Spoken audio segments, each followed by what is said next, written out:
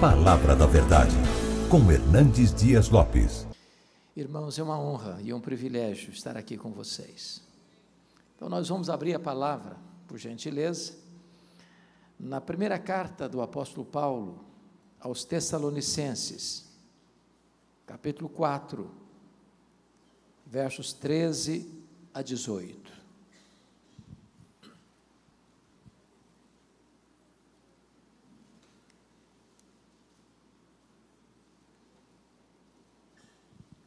Primeiro Tessalonicenses 4, 13 a 18.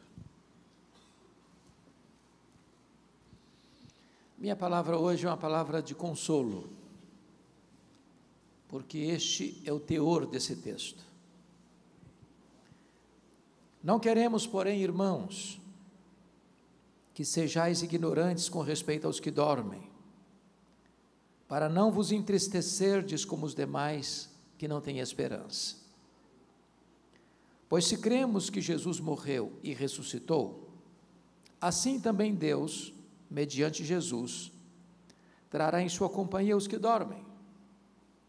Ora, ainda vos declaramos por palavra do Senhor isto: nós, os vivos, os que ficarmos até a vinda do Senhor, de modo algum precederemos os que dormem. Porquanto o Senhor mesmo, dada a sua palavra de ordem, ouvida a voz do arcanjo, e ressoada a trombeta de Deus, descerá dos céus, e os mortos em Cristo ressuscitarão primeiro. Depois nós, os vivos, os que ficarmos, seremos arrebatados juntamente com eles entre nuvens, para o encontro do Senhor nos ares, e assim estaremos para sempre com o Senhor. Consolai-vos, pois, uns aos outros, com essas palavras. Amém. Irmãos, o apóstolo Paulo era um pastor e ao mesmo tempo um apologeta. Ele era um pastor e ao mesmo tempo um teólogo. E Paulo está escrevendo esse texto porque a igreja de Tessalônica, que era uma cidade grega, aliás, a capital de uma província grega chamada Macedônia, estava sendo influenciada esta igreja pela cultura secular. Em vez da igreja influenciar o mundo influenciava a igreja. Eu acho que todos vocês sabem que a cultura grega, chamada de helenismo, era marcada por um pensamento central, pilar do pensamento grego, chamado de dualismo. Isso significa que os gregos imaginavam o seguinte, que a matéria que você toca, que você tange, que você pega, apalpa, essa matéria para os gregos era má, essencialmente má. E que o espírito, que é etéreo, que é imaterial, que é impalpável, é intangível, é essencialmente bom. Então, na cabeça de um grego, não era possível você defender três verdades que para nós são essenciais. Primeiro, eles não podiam acreditar na criação, porque eles não podiam pensar que um Deus bom pudesse criar algo mal, uma vez que a matéria para eles era má. Segundo, eles não podiam acreditar na doutrina da encarnação, porque como eles poderiam pensar que Deus, sendo bom, pudesse ter um corpo físico, material, tangível, se a matéria para eles era má? Então eles negavam também a divindade de Cristo. Terceiro, eles não podiam aceitar a ideia de ressurreição. Na cabeça dos gregos, a morte libertava a alma da prisão do corpo. Para eles a morte era uma libertação. Na cabeça deles, enquanto você vive, sua alma, que é santa, boa, pura, está numa masmorra, num cárcere do corpo, que é material. Então, quando a pessoa morria para o grego, essa alma era liberta dessa prisão. Então, na cabeça deles, falar em ressurreição era um contrassenso, era um anticlímax, era um retrocesso. Então os gregos negavam peremptoriamente a doutrina da ressurreição. O que estava acontecendo? Esse pensamento entrou na igreja, estava formatando a mente de alguns crentes. Então, quando um crente morria, em vez de ter consolo, tinha desesperança, tinha tristeza, tinha pesar. E olha como é que Paulo começa esse texto: não queremos, porém, irmãos, que sejais ignorantes com respeito aos que dormem,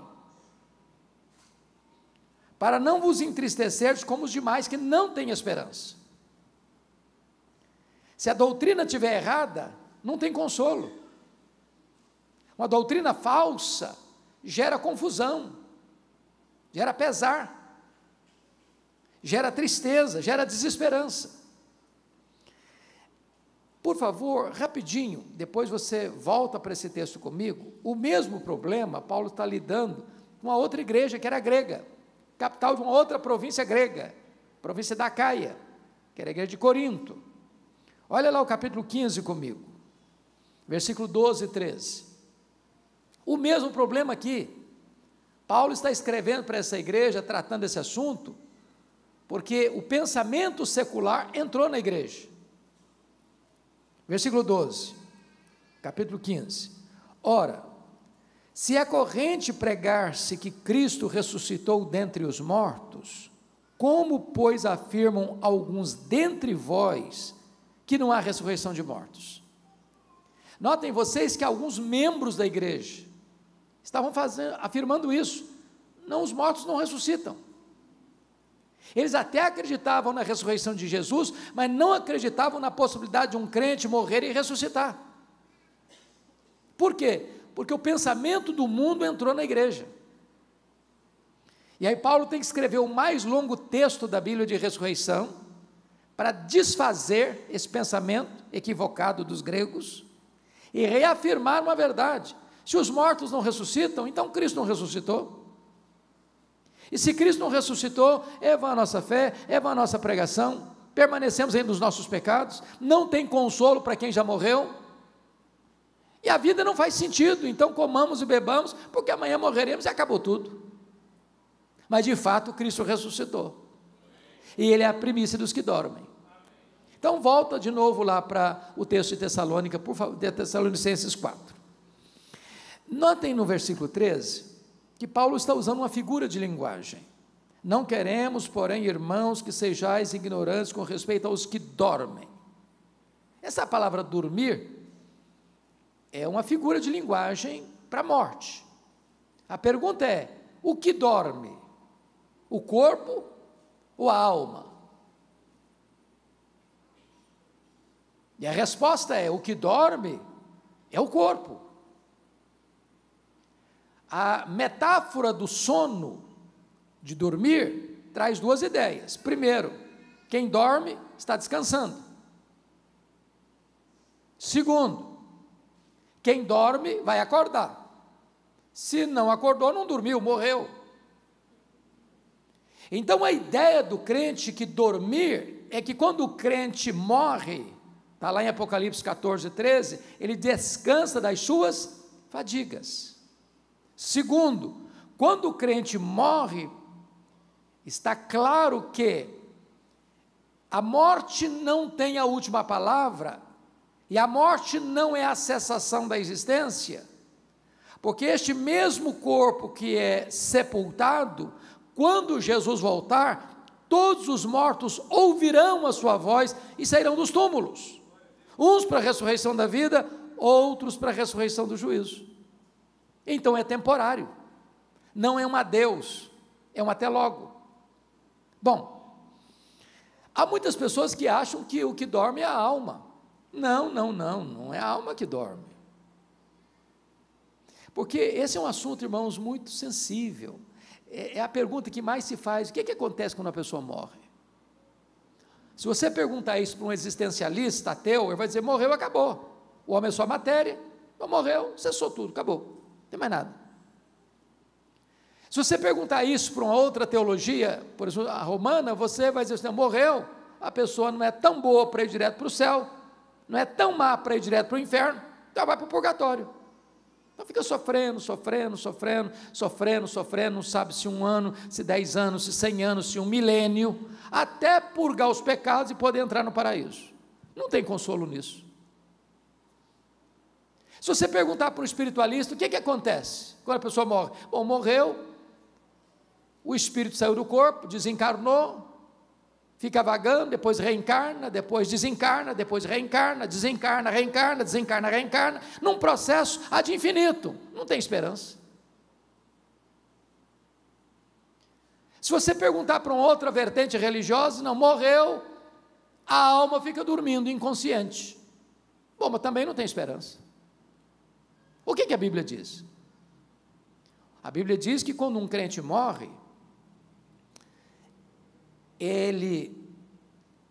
morrer é deixar o corpo para habitar com o Senhor.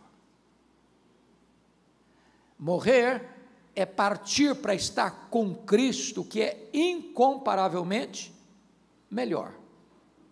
Hebreus diz que quando um crente morre, seu espírito é imediatamente aperfeiçoado para entrar na glória. O que Jesus disse quando ele morreu na cruz? Pai, nas tuas mãos, entrega o meu espírito. Mas no mesmo dia, ele foi sepultado. O corpo dele foi para um túmulo, mas o espírito dele foi entregue ao Pai. O que Jesus disse para o ladrão à sua direita que se arrependeu? Hoje mesmo estarás comigo no paraíso. O paraíso não era a sepultura. O paraíso é o céu, é a casa do Pai, é a Nova Jerusalém, é o seio de Abraão, é o lugar de bem-aventurança eterna. Então, Paulo está mostrando para a igreja que quando um crente morre, não é para a gente ficar desesperado, para viver como aqueles que não têm esperança, carimbados pela tristeza. Aliás, você e eu não precisamos ficar fazendo especulação sobre isso, porque há muita especulação. E a primeira razão por que nós não precisamos especular sobre isso, está aí no versículo de número 15, e a primeira verdade que eu quero pontuar, é a revelação. Ora, ainda vos declaramos por palavra do Senhor isto, ou seja, não é uma opinião de um teólogo, não é uma decisão de um concílio eclesiástico, não é uma corrente teológica, é uma revelação de Deus. Deus já se pronunciou sobre o assunto, a palavra dele já traz ensino claro, peremptório, final sobre a matéria, é a revelação de Deus. Então eu não preciso cogitar, eu não preciso especular, eu não preciso ter dúvida, Deus já falou sobre o assunto, é a revelação dele.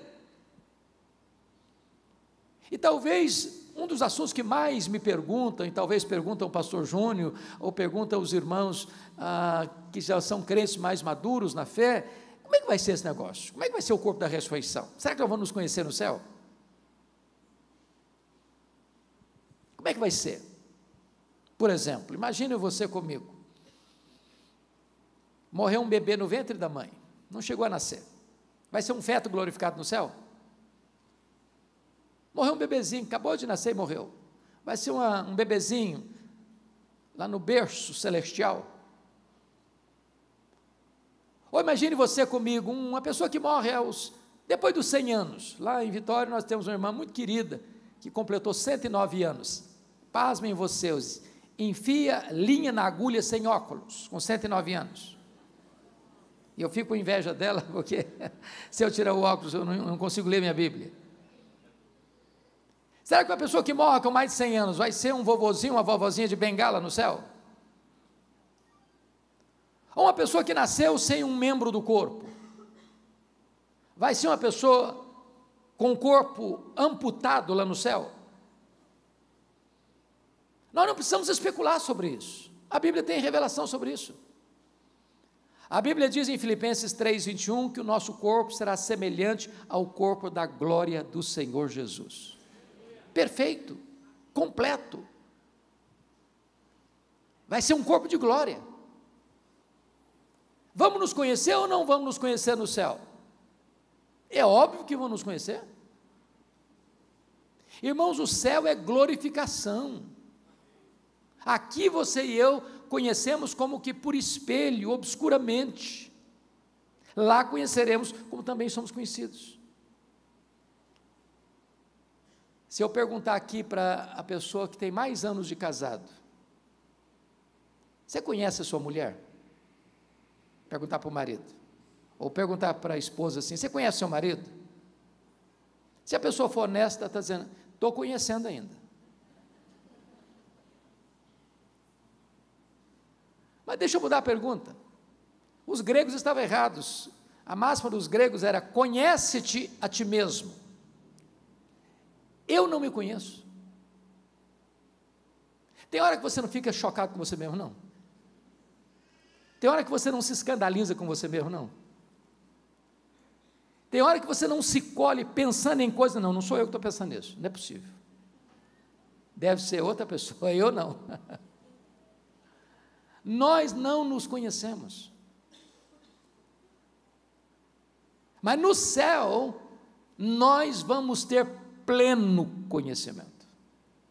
Agora, alguém dizia, pastor, mas se nós vamos nos conhecer no céu, vai ser muito ruim, porque se eu chegar lá e minha mulher não estiver lá, meu marido não estiver lá, meu pai não estiver lá, minha mãe não estiver lá, meu filho não estiver lá, minha filha não estiver lá, meu vovô, minha vovó não estiver lá, vai perder a graça. No céu não tem lembrança amarga, Deus vai enxugar dos nossos olhos toda a lágrima. Agora, lá no céu nós não vamos ser famílias como somos aqui, nós vamos nos conhecer, vamos saber quem foi quem, mas lá no céu você não vai amar mais a sua mulher, ou o seu marido, ou o seu pai, ou a sua mãe, ou o seu filho, ou a sua filha, porque você vai amar Abraão, Isaque e Jacó. Às vezes nós criamos algumas coisas que não estão na Bíblia. Por exemplo, já vi muito isso enquanto em funeral.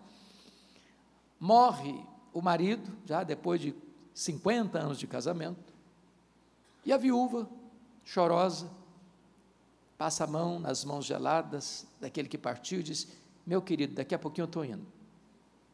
Passando a ideia que o casamento vai continuar no céu. Preste atenção nisso, casamento é só para aqui, tá? Morreu, acabou. Lá no céu não tem mais casamento. Alguém diz, ufa, até que enfim também, né? Vou dizer, que pena, podia continuar. Não, continua não. Nós não cremos em casamento eterno, não. Não tem esse negócio de casados para sempre, não. Casamento é só para esta vida. Mas lá no céu nós vamos ser uma única família. Embora sabendo quem é quem. Porque já imaginou você morar eternamente com alguém sem saber quem ela é? Faz sentido isso? Então, Paulo está escrevendo esse texto para consolar a igreja, que, por influência de um pensamento humano, secular, da cultura helênica, estava marcada pela tristeza e desesperança. Então, quais são os pilares da nossa esperança? Primeiro, é que nós temos revelação de Deus sobre esse assunto. Versículo 15. E está muito claro aí, ora, ainda vos declaramos por palavra do Senhor isto. Ele está tratando o assunto de ressurreição, de segunda vinda, de como vai ser o nosso arrebatamento, a nossa reunião eterna no céu. Mas há um segundo pilar desta esperança nossa, que é a parousia. Olha o verso 16 comigo. Porquanto o Senhor mesmo, dada a sua palavra de ordem, ouvida a voz do arcanjo, e ressoada a trombeta de Deus, descerá dos céus. Irmãos, nós cremos e aguardamos a segunda vinda de Cristo. Isso não é uma quimera, isso não é uma utopia, isso é um fato. Há mais profecia sobre a segunda vinda de Cristo do que sobre a primeira vinda de Cristo. todas as profecias a respeito da primeira vinda se cumpriram literalmente. E as profecias da segunda vinda estão se cumprindo e cumprir-se-ão literalmente. Como ele voltará? Primeiro, ele voltará pessoalmente. Lá em Atos 1:11, quando Jesus vai para o céu, voltando para o céu, indo assunto ao céu, lá no Monte Olival, os discípulos ficam olhando, ele subindo nas nuvens, desaparecendo no horizonte, e dois anjos aparecem e perguntam: varões galileus, por que estáis olhando para as alturas? Este mesmo Jesus que viste subir, voltará entre nuvens. Ele não vai mandar um embaixador, não vai mandar Miguel, não vai mandar um anjo, um serafim, um querubim. Ele mesmo voltará pessoalmente. Segundo, a segunda vinda de Cristo não só será pessoal, ela será visível. Apocalipse 1:7 diz que todo olho verá, até aqueles que o traspassaram. Como assim? Quando Jesus voltar, diz a Bíblia, que os mortos ouvirão a sua voz e sairão dos túmulos, uns para a ressurreição da vida, outros para a ressurreição do juízo. Até mesmo Pilatos, até mesmo Anás, até mesmo Caifás, até mesmo Judas Iscariotes, até mesmo todos aqueles que condenaram Jesus à cruz e pregaram Jesus na cruz, ressuscitarão e verão Jesus vindo em majestade e glória. Não haverá sequer uma pessoa que deixará de ver este auspicioso e glorioso acontecimento, a apoteose da nossa fé, a acrópole da nossa esperança, a segunda vinda de Cristo. Terceiro, a segunda vinda de Cristo não só será pessoal e visível, ela será, em terceiro lugar, também audível. Veja você no versículo 16, está graficamente escrito aí: ouvida a voz do arcanjo, ressoada a trombeta de Deus. Talvez nenhum acontecimento da história será tão retumbante, vai ter um sonido tão pomposo, tão glorioso, um estrondo tão audível, que vai ecoar em todos os recantos do planeta, que não vai ter uma caverna tão escura, um quarto tão fechado,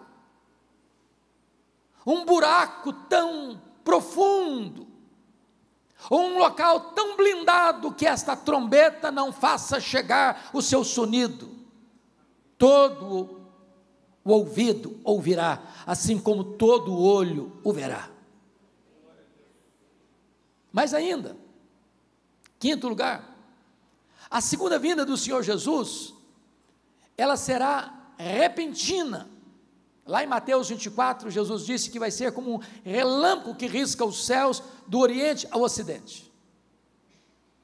Você, quando olha numa tempestade, vê que primeiro você vê o relâmpago, depois você escuta o trovão, certo? Os dois acontecem ao mesmo tempo. Como a velocidade da luz é maior que a velocidade do som, primeiro você vê o relâmpago, depois você escuta o trovão. Mas risca com essa velocidade. E Paulo, tratando essa matéria lá em 1 Coríntios capítulo 15, ele diz que a segunda vinda vai ser num momento, no abrir e fechar de olhos.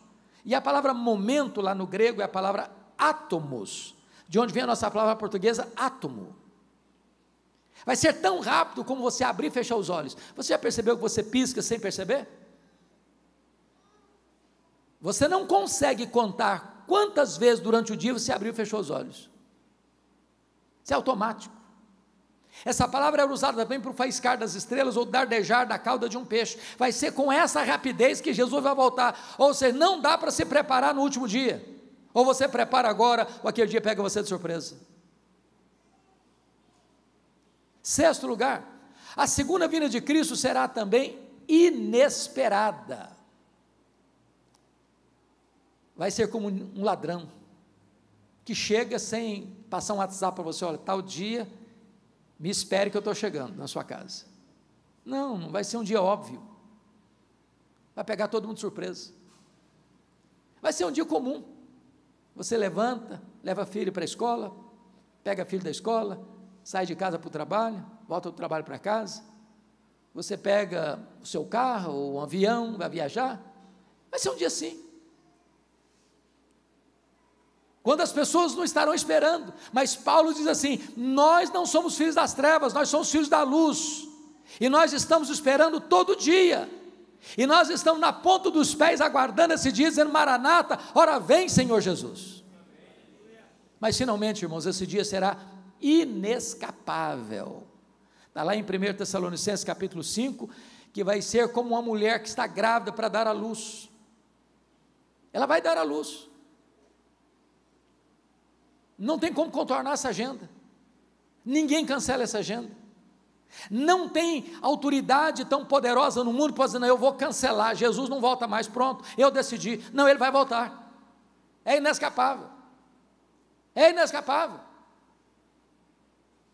E esse mundo carece de que ele volte, sabe por quê? Esse mundo marcado de injustiça, de violência, de maldade, de corrupção, de tanta coisa que machuca, que fere. Pois Jesus voltará em majestade e glória, e ele vai colocar todos os seus inimigos debaixo dos seus pés, e ele vai reinar em justiça e santidade, e o seu reino durará para sempre.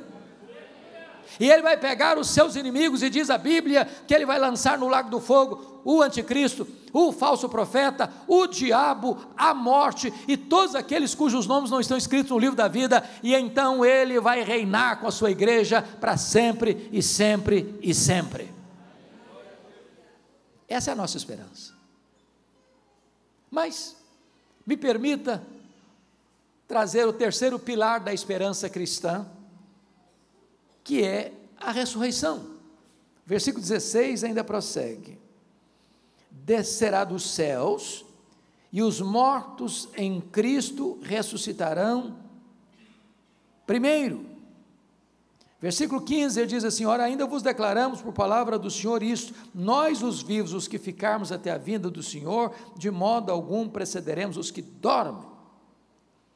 Então, duas coisas aqui. Primeiro, quando um crente morre, ele está falando para a igreja, não está falando do ímpio, ele está falando da igreja. Quando um crente morre, ele não está em nada em prejuízo ao que permanece vivo, em nada. Primeiro, porque já começa a desfrutar do céu antecipadamente. A nossa alma sobrevive sem o nosso corpo. O nosso corpo não sobrevive sem a nossa alma. Você não é um corpo que tem uma alma, você é uma alma que tem um corpo. Então, quando o crente morre, imediatamente a alma deixa o corpo para habitar com o Senhor, e isso é incomparavelmente melhor. Ele já começa a reinar com Cristo. O corpo que foi feito pó, é pó, volta ao pó, e na linguagem bíblica, do momento do sepultamento ao momento da ressurreição, esse corpo está dormindo, como que descansando. Quando Jesus voltar, ele trará em sua companhia os que dormem. É claro que agora ele está fazendo a linguagem da alma ou do espírito que está lá no céu. Estas almas que estão lá no céu glorificadas, reinando com ele desde Abel, a primeira pessoa a morrer na história, todos aqueles que foram remidos pelo Senhor, voltarão com ele em glória, nesse cortejo celestial. E então o que vai acontecer? Primeiro, antes dos vivos serem transformados e arrebatados, os mortos em Cristo restarão primeiro. Não é restarão primeiro em relação a outros mortos ímpios, não. Restarão primeiro, está escrito e claro, em relação aos que estiverem vivos. Ou seja, a ordem cronológica é: primeiro os mortos ressuscitam, segundo os que estiverem vivos serão transformados. Então um crente não está em desvantagem, que morre. Quando na igreja de Tessalônica morria um crente, e eles estavam sem esperança, e eles estavam tristes, é porque eles não conheciam a verdade liberta, a verdade consola, a verdade traz segurança. É óbvio, meus irmãos, que quando morre um crente, normalmente nós da família, amigos próximos, temos tristeza, e a Bíblia diz que o funeral é um lugar de choro mesmo. Jesus chorou diante da sepultura de Lázaro. Você lê o Velho Testamento todo, havia luto. Mas Tristeza e luto é uma questão momentânea, revelando a nossa humanidade, mas não é desespero, não é insegurança, não é incerteza. Nós temos consolo. Agora, os mortos em Cristo restarão primeiro. A pergunta é: como é que vai ser esse corpo? A Bíblia responde. Como é que vai ser esse corpo? Lá em 1 Coríntios capítulo 15, a partir do verso 34 até o 44, Paulo vai trazer essa resposta de maneira muito bonita, porque Paulo vai fazer uma pergunta retórica: em que corpo vem? Como ressuscita os mortos? Em que corpo vem? Como é que vai ser esse corpo? E Paulo usa 3 figuras para responder. Primeiro, ele usa a figura da semente. Da semente. Então, como é que vai ser o corpo da ressurreição? Vai ter continuidade e descontinuidade. O que é isso? Se morrer um cara crente, vai ressuscitar para a ressurreição da vida. Se morrer o descrente e ímpio, vai ressuscitar para a ressurreição do juízo. A morte não é uma varinha de condão que muda ninguém. Morreu salvo, vai para o céu. Morreu perdido, vai para o inferno. Não tem conversa. Morreu o Zé da Silva, não é o Antônio Pereira que vai ressuscitar, é o José da Silva. É continuidade.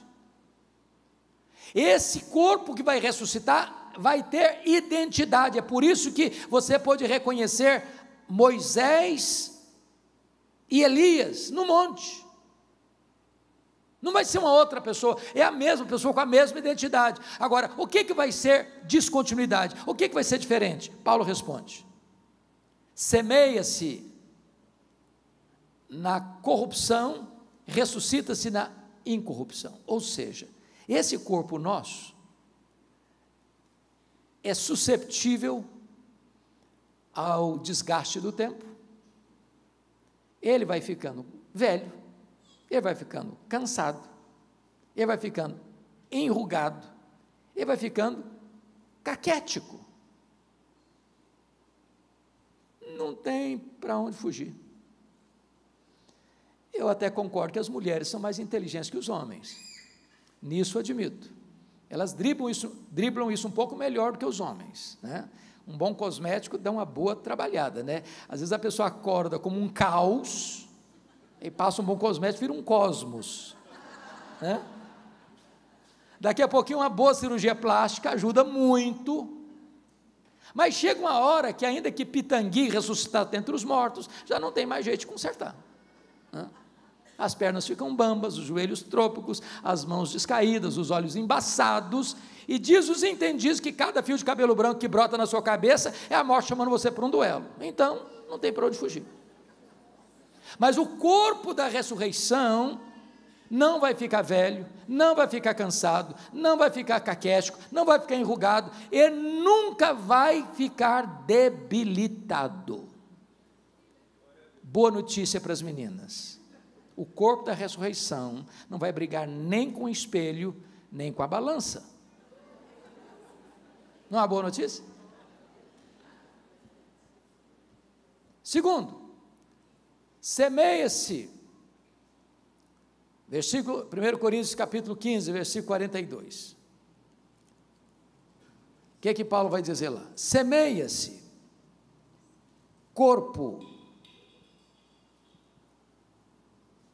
em desonra, ressuscita-se em glória. O que ele está dizendo? Meus irmãos, eu já visitei num hospital ovelhas cuja enfermidade fez o corpo encolher, pele e osso, um corpo machucado, cheio de feridas. Chega um momento que você diz: meu Deus, como essa pessoa suporta? Quando esse corpo, que é uma semente, é lançada na terra, aquele corpo foi desonrado pela dor, pelo sofrimento.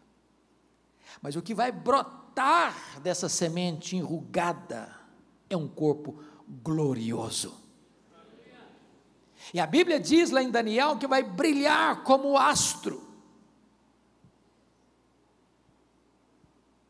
Quando João viu o corpo glorificado de Jesus na ilha de Patmos, o rosto dele brilhava como o sol no seu fulgor. Vai ser assim o nosso corpo.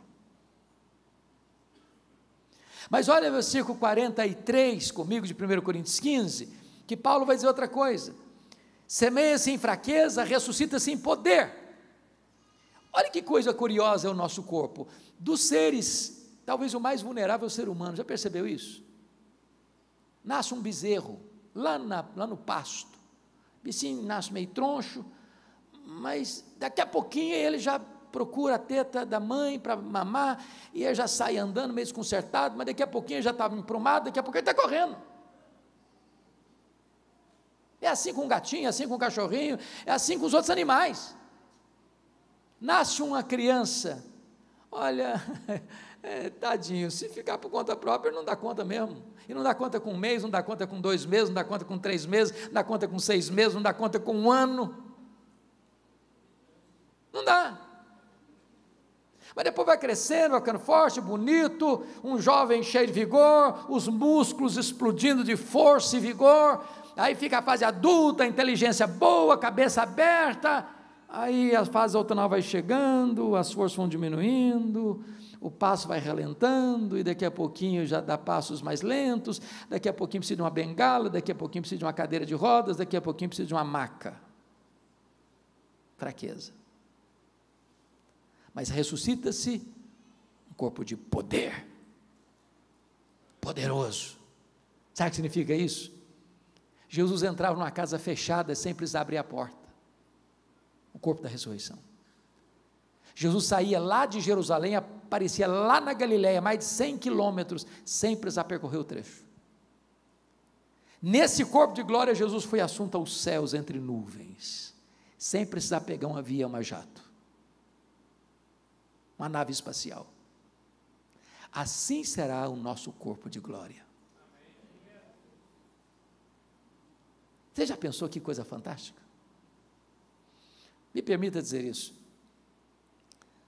Tem gente que acha que vai chegar no céu, vai tomar água de canudinho do rio da vida e nunca mais vai precisar trabalhar. Deixa eu dizer uma coisa para você: se você não gosta de trabalhar, você está encrencado, que lá no céu nós vamos trabalhar. Os seus servos o servirão, diz a Bíblia. Sabe o que me encanta? É que nesse corpo tão frágil que nós temos, diz o nosso íntimo amigo Albert Einstein, que nós não usamos sequer 10% da nossa capacidade. Agora, se nós não usamos 10% da nossa capacidade, o homem é capaz de fazer coisas tão fantásticas. Você já pensou você num corpo 100% turbinado pela glória de Deus, o que você não vai conseguir fazer? Sem qualquer limitação. E você vai poder habitar uns novos céus e a nova terra. Vou dar uma pulada no céu, vou dar uma pulada na terra. Foi. É por isso que nós cantamos um hino clássico: nem metade da glória celeste jamais se contou ao mortal. Nós aguardamos a ressurreição, nós cremos na ressurreição. Essa é uma verdade fundamental do cristianismo. Mas me permita compartilhar com vocês o 4º pilar da esperança cristã. Primeiro é a revelação de Deus. Segundo é a parousia, segunda vinda. Terceiro é a ressurreição. 4º lugar, volta lá para mim, para Tessalonicenses capítulo 4, versículo 13 a 18, é o arrebatamento da igreja. Olha o versículo 17. Então, pegando o contexto, versículo 16 e 17 juntos: porquanto o Senhor mesmo, dada a sua palavra de ordem, ouvida a voz do arcanjo, ressoada a trombeta de Deus, descerá dos céus, os mortos em Cristo restarão primeiro, depois nós os vivos, os que ficarmos, seremos arrebatados juntamente com eles entre nuvens. Fica até aqui. Essa palavra arrebatamento, irmãos, é uma palavra que tem uma conotação teológica do século XIX para cá. Qual a conotação teológica? É que surge no século XIX, com John Nelson Darby, uma ideia de que a segunda vinda de Cristo será em 2 turnos. Primeiro turno, um arrebatamento secreto. Segundo turno, a segunda vinda visível. Até agora vai ser lançado um filme no Brasil, Deixados para Trás, com base na obra do Tim LaHaye, com essa ideia. É aquela ideia lá do hino, o mercado está vazio, seu trabalho já cessou. A ideia de que você está dentro de um avião e de repente o piloto é crente, Jesus arrebata a igreja, o piloto desaparece, o avião fica desgovernado no ar. Ou a ideia de que nós estamos aqui num auditório de 1000 pessoas e de repente só a metade aqui é salva e 500 pessoas desaparecem aqui. E os outros ficam olhando, cadê? Onde foi? Para onde foi? Então, só depois de 7 anos de muita tribulação é que Jesus volta visivelmente. Com respeito, e respeitamos as pessoas que pensam diferente de nós, amamos e respeitamos profundamente, mas penso que não é isso que Paulo está tratando. Paulo não está aqui falando que vai ter um arrebatamento secreto e depois, bem depois, vai ter uma segunda vinda visível. Não é isso que ele está tratando. O que ele está tratando é que a segunda vinda de Cristo vai acontecer uma única vez. E que ela vai ser pessoal, visível, audível, repentina, inesperada, inescapável, gloriosa. Quando ele voltar, 2 coisas vão acontecer. Primeiro, os mortos ressuscitam. Segundo, os vivos, os que estiverem vivos, está lá em 1 Coríntios 15, serão transformados. E aqui está escrito, e arrebatados, juntamente, para o encontro nas nuvens. Ou seja, quando Jesus voltar, quem morreu, a alma já estava no céu, volta com Jesus. O corpo ressuscita, se une àquela alma que já estava no céu. Os que estiverem vivos não podem subir com esse corpo, que o reino de Deus não pode ser herdado por carne e sangue, ou seja, com esse corpo aqui eu não suporto a glória de Deus. Então ele tem que ser transformado. E então todos serão o quê? Arrebatados, arrancados daqui, tirados daqui para o encontro do Senhor nos ares. Isso não acontecerá em 2 turnos, isso acontecerá na única vez que Jesus voltará, a segunda vinda de Cristo. É o arrebatamento. Seremos arrancados daqui, porque aqui não é a nossa casa, aqui não é o nosso lar, aqui não é a nossa pátria, aqui nós somos peregrinos, aqui nós estamos apenas de passagem. A nossa pátria está no céu, a nossa recompensa está no céu, a nossa herança está no céu, o nosso Senhor está no céu, e é para o céu que nós iremos. Isso Paulo está lidando com a igreja para fazer o que com ela? Para tirar da cabeça dos crentes a ideia grega de que os mortos não ressuscitam. Se os mortos não ressuscitam, então, morreu, não tem esperança. E eu termino com a palavra de Paulo no versículo 18. Ele que começa o texto alertando para o perigo de ficar triste e não ter esperança, agora, depois que a igreja recebe a instrução da verdade, ele diz assim, consolai-vos, pois, uns aos outros com estas palavras. Em vez de você ser um agente do desespero e da tristeza, agora você é um embaixador da consolação. A minha oração é que nesta noite, o Deus de toda graça console o seu coração. E que faça de você um consolador. Que Deus nos abençoe. Amém.